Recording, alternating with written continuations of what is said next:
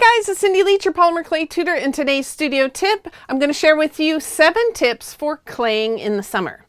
Now, when you work with polymer clay in the summertime and it's really hot, you can run into different types of issues. So I thought I would share with you my 7 best tips for making it a lot easier. Now, the first, number 1 is to avoid buying polymer clay online in the summer. Now, I have ordered polymer clay in the summer before and had no problems. But what can happen is if your shipment gets delayed at all, or it sits in the back of the plane on the tarmac, or in a truck somewhere, or in a warehouse, if it's getting really, really hot out there, then it can be at risk for partially curing. And you don't want a block of clay that's just gonna never stick together because it's all crumbly and hard.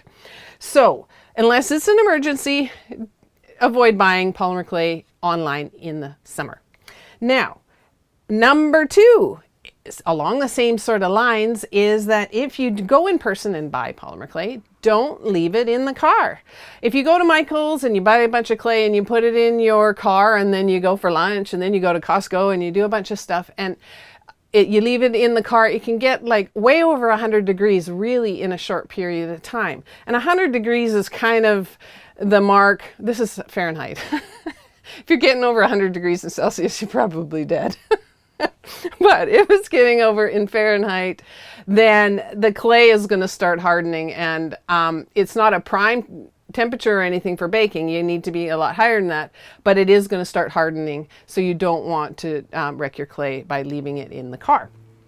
Number 3, store your clay in a cool place. So the same thing goes for in your house. So if your house is getting really hot, you could run into the same sort of problems. So store it in the back of the closet, store it in the basement, store it somewhere where it's cooler and drier, or where you know for sure you've got air conditioning or fans or something, so it's not getting up over 100 degrees again.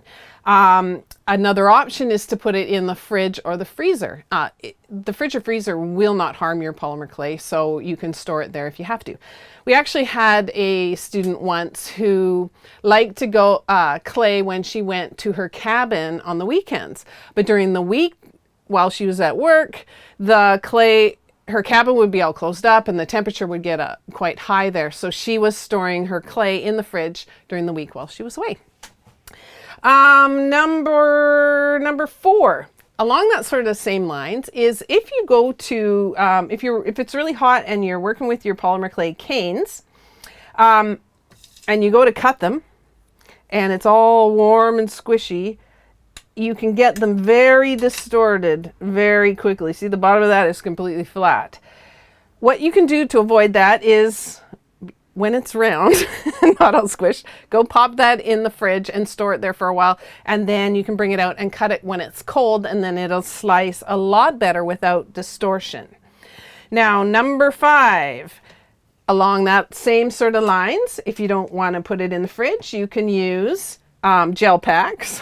And hopefully yours was stored in the freezer a little less messed up and it's flatter.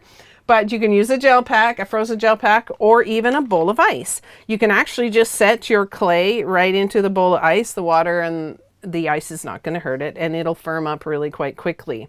You can also use that ice or gel packs to cool your hands down. I know a lot of you get really super hot hands, and you can use that to cool them down so that when you're working with your clay, it's just not turning into a sticky mess. Number 6. Now, you can use this warm, soft clay to your advantage. So it's a great time to mix colors together. When the clay is soft, it's a lot easier to mix. So I'm just going to grab a little pinch of this brand new color of, this is new Wisteria, Primo Wisteria, and the new Primo Periwinkle. And I'm just going to take some equal parts and just show you how easy it is when it's warm to mix those colors together. And they'll just mix and mix and mix. So this is the perfect time for you to get out those color recipes that you haven't mixed up yet. And it's a great project to do when it's hot in the summer. All right, and look at how pretty this color is coming together. I'm going to love this new clay. I'll talk about that some other time coming up soon. There's a few new Primo clays.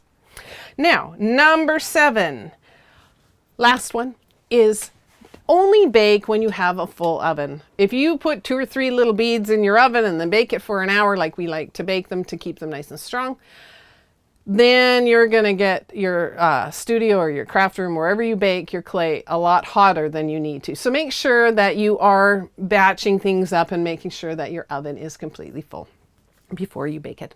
All right, so I hope those tips were helpful for you. I hope you're having a really great summer and that you have a nice iced coffee or something and cool down.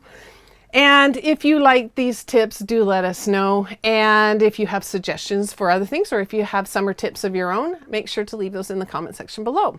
Now, also, if you have any problems or issues or things that you would like to learn more about in polymer clay, we have done a ton of videos, and there is a pretty good chance we've already done a video on that topic. So make sure to search through the videos that we've done and see if there's something there that will help you. But if there is not, and it's a new thing, then leave a suggestion and maybe we can make a video for you. All right, so we'll see you next time, and bye for now.